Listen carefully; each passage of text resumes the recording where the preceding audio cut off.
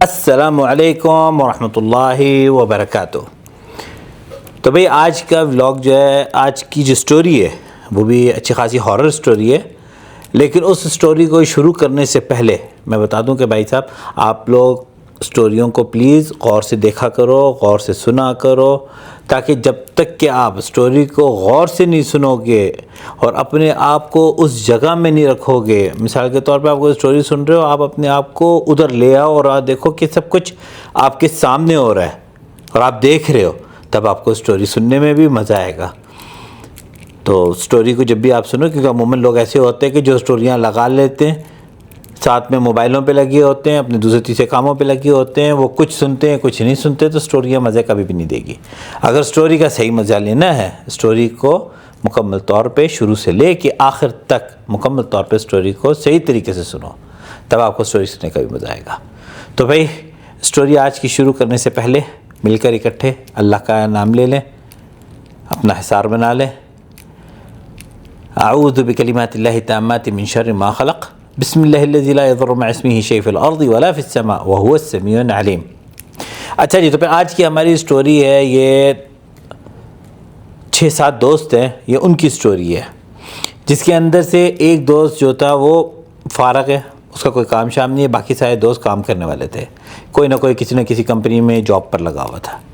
और मैंने जैसे बताया था पहले भी, अरब में ऐसा होता है ना कि ये डेज़र्ट की तरफ जाने का शौक़ ज़्यादा रखते हैं, तो इसलिए आपने देखा होगा मेरी अब तक की जितनी भी स्टोरीज़ होंगी उसके अंदर आप लोगों ने डेज़र्ट ही सुना होगा, क्योंकि मैं ज़्यादातर अरब की स्टोरीज डाल रहा हूँ। अच्छा, स्टोरी कुछ इस तरह थी कि इन लोगों ने प्रोग्राम बनाया, सारे दोस्तों ने मिल के कहा ना छुट्टियाँ आने वाली हैं और चलते हैं डेज़र्ट में, तो 2 दिन 3 दिन 4 दिन गुजार के तो फिर वापस आते हैं। तो सारे दोस्त एग्री हो गए, सब ने एग्री कर लिया कि ठीक है भाई चलते हैं, इकट्ठे निकलते हैं सारे और 2-3 दिन गुजारते हैं, एंजॉय करते हैं, फिर वापस आ जाएंगे। अब क्या हो गया कि अब जिस दिन इन लोगों का निकलने का प्रोग्राम था, उस दिन इन लोगों को, अभी जो वो लोग तो बाकी के तो काम कर रहे थे, ये फ़ारग था एक, कहता है उन लोगों को छुट्टी मिल नहीं रही थी, 1-2 दिन का काम था उनका, और उन्होंने कहा कि भाई हमें तो अभी टाइम लगेगा, तो 1-2 दिन रुक के निकल जाते हैं। बहरहाल 1 दिन का स्टे उसने कर लिया, रुक गया।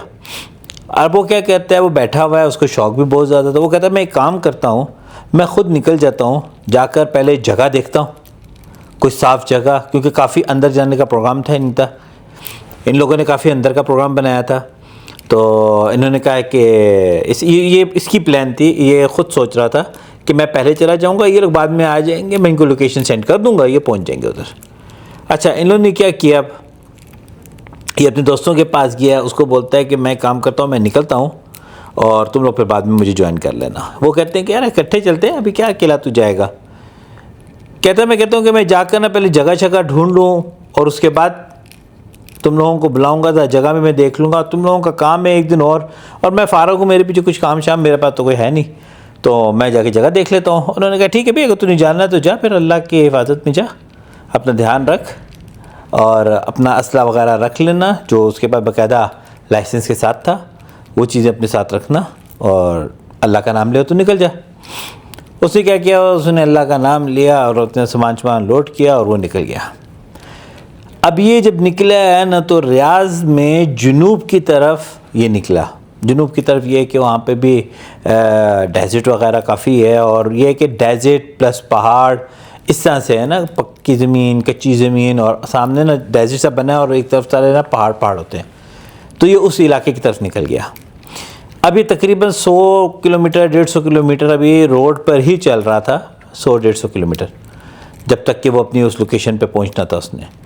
अब आगे से शुरू होता है रास्ता डेज़र्ट का। अब वो जब डेज़र्ट के अंदर उतरा है, डेज़र्ट के रास्ते पे चढ़ा है, तो तकरीबन कोई 300 किलोमीटर चल के डेज़र्ट के बीचों बीच तक ही गया है, क्योंकि ये कह रहा था कि कोई साफ़ जगह हो ना, कोई, अब स्टार्टिंग की जगह होती ना, अमूमन यहाँ पर मोबाइल के नेटवर्क भी आते हैं और वहाँ पे गंदगी भी जो आते हैं, बहुत गंदगी भी बड़ी मचाते हैं। तो इससे कहा, मैं कोई साफ़ जगह देखकर उधर बैठूंगा, तो तकरीबन 300 किलोमीटर का, जहाँ पर उसके मोबाइल का बिल्कुल नेटवर्क ख़त्म हो गया और अब उनके पास वॉकी टॉकियाँ और वो अतीर वगैरह का सिस्टम जो था मोबाइलों पे, वो चीज़ें उसके पास थी बस, बाकी टोटली नेटवर्क से वो आउट हो चुका।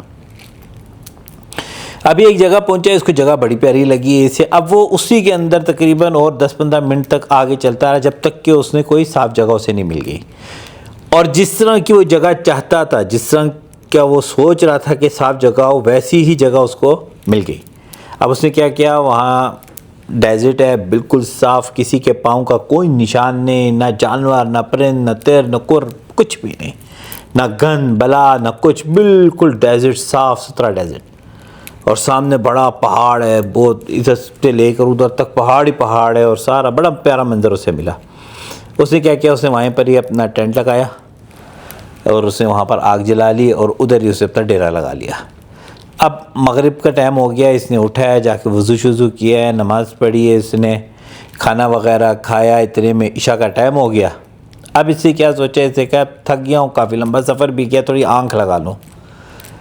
अभी क्या, आँख लगाने के लिए अभी लेटा ही था ना, तो भेड़ियों की आवाज़ आनी शुरू हो गई।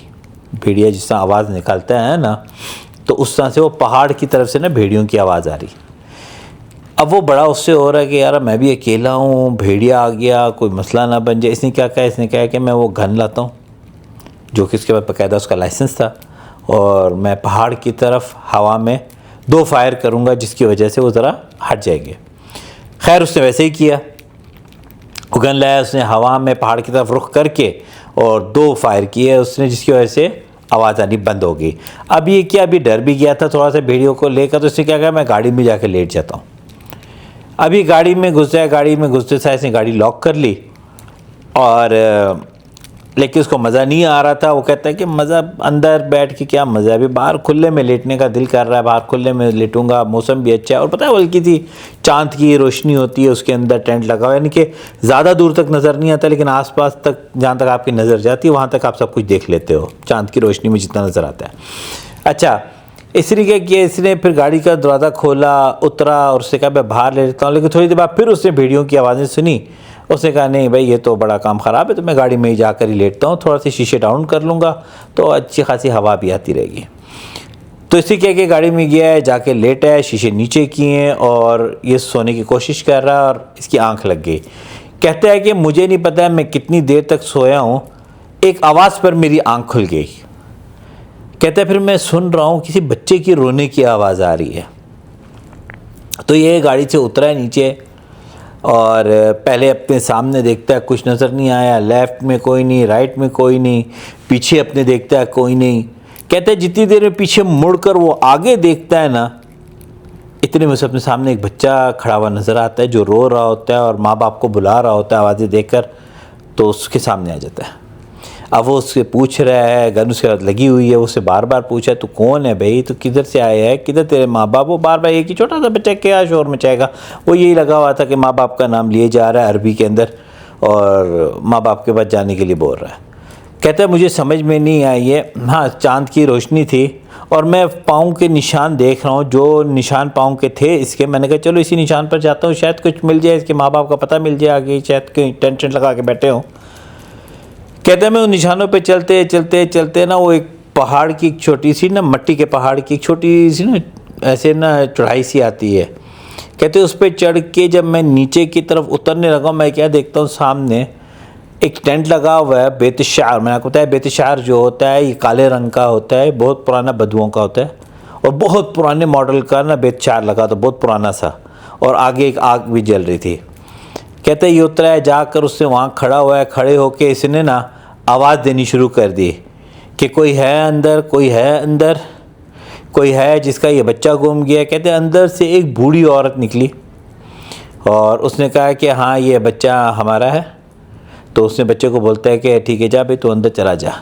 अब ये मुड़कर जब वापस आ रहा था, बच्चा तो फ़ौरन से अंदर चला गया घर के टेंट के अंदर।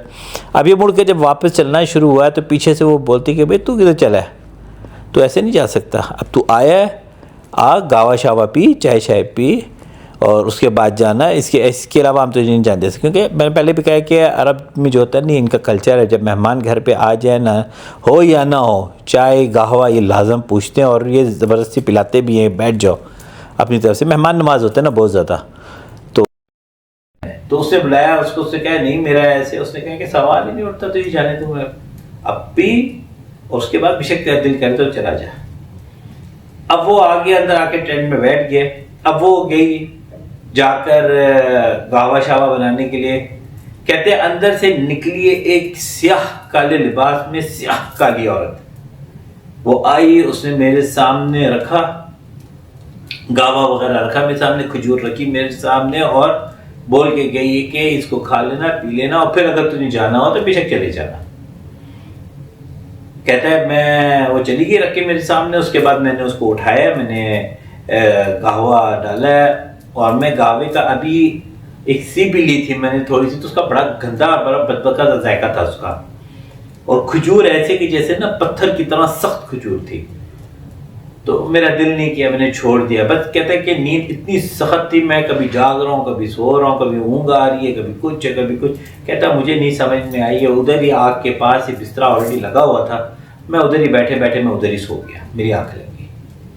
कहते उसके बाद मेरी फिर आंख खुली, भेड़ियों की आवाज़ पर मेरी आंख खुली और मैं क्या देखता हूँ कि ना वो टेंट है, ना वो आग है, ना कुछ है, रेत के ऊपर मैं लेटा हुआ था। कहता मैं उठा हूँ फौरी तौर पे, शुक्र है कि मैं चांद की उस दिन रोशनी थी, रात थी, चांदनी रात थी, तो मैं अपनी टॉर्च भी लेकर नहीं आया, टॉर्च भी मेरी गाड़ी में रह गई। कहता है कि अब मैं वो पाँव के निशान देखते देखते मैं दोबारा अपनी गाड़ी तक पहुँच गया। कहता है कि जिस वक्त मैं अपनी गाड़ी के पास आया हूँ, मैं अभी क्या देखता हूँ, मैं गाड़ी की तरफ पहले ड्राइविंग साइड पर मैं आने की कोशिश कर रहा हूँ, तो मैं क्या देखता हूँ कि वही बच्चा गाड़ी की ड्राइविंग सीट के दरवाजे के पास खड़ा है। मैं बड़ा हैरान हुआ। कहता मैं समझ तो गया था कि क्या चीज़ें, अभी मैं मजीद में कुछ बोलना भी नहीं, मैं पढ़ने की कोशिश कर रहा हूँ, मुझसे पढ़ाई नहीं हो रही, मैं कुछ भी नहीं कर पा रहा, ऐसे कि जैसे बिल्कुल सब बंद हो गया एक खौफ से, और मेरे रोंगटे खड़े हो गए सारा। कहते मैं दूसरी साइड से घूम कर आया, पैसेंजर साइड के ऊपर मैं यहाँ से गुजर, देखता हूँ बच्चा उधर खड़ा है। कहता है मैं इधर देखूँ तो बच्चा उधर देखूँ। कहता है फिर पता नहीं क्या हुआ, मेरे मुंह से पढ़ाई निकलने शुरू हुई, मैं पढ़ना शुरू कर दिया, मैं माउज़दैन अस्कार वगैरह पढ़ने शुरू कर दिया और अचानक से थोड़ी देर के बाद सब कुछ गायब हो गया। कहता है जैसे ही गायब हुआ है तो मैं फ़ौरन से गाड़ी के अंदर बैठा हूँ, मैंने गाड़ी के दरवाजे लॉक किए और मैं देखी जा रहा हूँ, देखी जा रहा हूँ, देखी जा रहा हूँ, देखी जा रहा हूँ, कोई है या नहीं है। इतने में मेरी आँख लग गई। कहता है फिर मेरी आंख खुली कि वो वॉकी टॉकी के ऊपर मेरे दोस्तों की आवाज़ें आ रही है, उस पर मेरी आंख खुली और मैंने उनको फिर लोकेशन वगैरह दी, उनको बताया कि तकरीबन मैं उठाऊँ। फिर उनको लोकेशन देने के बाद फिर मैं उठाऊँ, उठ के मैंने हालांकि फजर का टाइम निकल चुका था, मैं उठाऊँ, मैंने वज़ू शुरू किया, मैंने नमाज़ पढ़ी है। उसके बाद तकरीबन घंटे 2 के बाद मेरे दोस्त भी मेरे तक पहुँच गए और उसके बाद हम लोगों ने बैठे हैं, खाना शाना खाया, मैंने उन्हें पूरा किस्सा बताया कि मेरे साथ क्या हुआ। कुछ मान रहे थे, कुछ मजाक उड़ा रहे थे मेरा, कुछ कहते थे कि अमी हवा में यवड़ियाँ मार रहा है, कुछ कहते लेकिन मेरा दिल नहीं मान रहा। मैं एक बार गया जरूर हूँ। अब मैं क्या देखता हूँ कि जो पाँव के निशान वहां पे बच्चे के थे, वो पाँव के निशान ही मिट्टी में कोई नहीं। कहता अब सिर्फ जो निशान बचे थे वो मेरे अपने पाँव के निशान बाकी थे, जो मैं लेकर गया था। उसके बाद मैं वापस आया था, मेरे ही पाँव के निशान थे। कहता मैं उन्हीं निशानों पे चलता वहां तक पहुंचा कि मुझे शायद कोई आग मिल जाए, कोई आग का निशान, कोई रेत पे जला हुआ, कोई कागज, कोई कोयला, कुछ नजर आ जाए कि ये मान जाए कि हाँ ये मेरे साथ हादसा हुआ है। लेकिन कोई मानने को तैयार नहीं था कि इसके साथ ये हादसा हुआ है, क्योंकि जो आवाज़ें उसने सुनी थी भेड़िए की, भेड़ियों का ऐसा है ना कि भेड़िया अगर आप हो और जिन आ जाए तो भेड़िया आपको नहीं खाएगा, लेकिन जिन पर वो पहला हमला जिन पर ही करेगा। वो अटैक ही जिनों पे करते हैं, तो इसलिए उसने उसके ऊपर ज़्यादा फोकस नहीं दिया। अभी भेड़ियों की आवाज़ बिल्कुल सही थी, क्योंकि सामने पहाड़ था, वहाँ पे भेड़िए भी थे, सब कुछ था, वो बिल्कुल सही थी। क्योंकि भेड़िए जो है ना काफ़ी दूरी से इन चीज़ों को देख लेते हैं, तो वो सब कुछ सही था। तो कहता है कि मैं उस रात समझ गया कि भाई ये शयातीनी मामला था मेरे साथ, रात सारा जो हुआ है वो शयातीनी मामला था, मुझे अल्लाह ताला ने बचाया। कहता है मैं वापस आया, उसके बाद मैं नमाज़ पढ़ी, मैंने अल्लाह का शुक्र अदा किया कि मैं कोई छाया वगैरह में से चिमड़ा नहीं है, कुछ में से ऐसा हुआ नहीं है। अल्हम्दुलिल्लाह अल्लाह के फजल करम से वापस आ गया हूँ। और अमूमन ऐसा होता है क्योंकि वो इलाका जो था ऑलरेडी नेटवर्क से बाहर था, यानी कि किसी लोगों का वहाँ आना जाना नहीं था।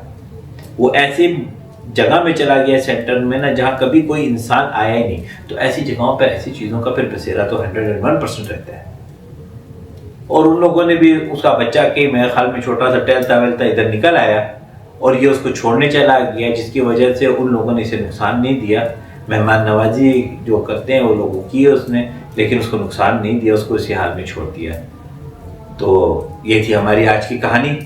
उम्मीद है कि आपको ये कहानी पसंद आई होगी, और अगर पसंद आई है तो लाइक भी करो, शेयर भी करो, सब्सक्राइब भी करो, और कमेंट्स में ज़रूर बताओ कि स्टोरी कैसे लगती है, स्टोरी में क्या चेंजिंग होनी चाहिए, ज़रूर बताओ। और अगर आप लोगों के पास कोई स्टोरी है, मैं ऑलरेडी ईमेल एड्रेस दे चुका हूँ इससे पहले वाले ब्लॉग में, मैं इसमें भी ईमेल डाल दूंगा। आप अपनी कहानी, अपना किस्सा हमारे साथ शेयर कर सकते हो। चाहो तो अपने नाम के साथ, ना चाहो तो नाम हम कुछ भी डाल देंगे, आप सिर्फ स्टोरी बताओ, लेकिन बशर्त ये कि स्टोरी रियल होनी चाहिए। तो अपना बहुत ज़्यादा ख्याल रखिएगा, मिलते हैं इंशाअल्लाह अगले ब्लॉग में, तब तक के लिए अल्लाह हाफ़िज़।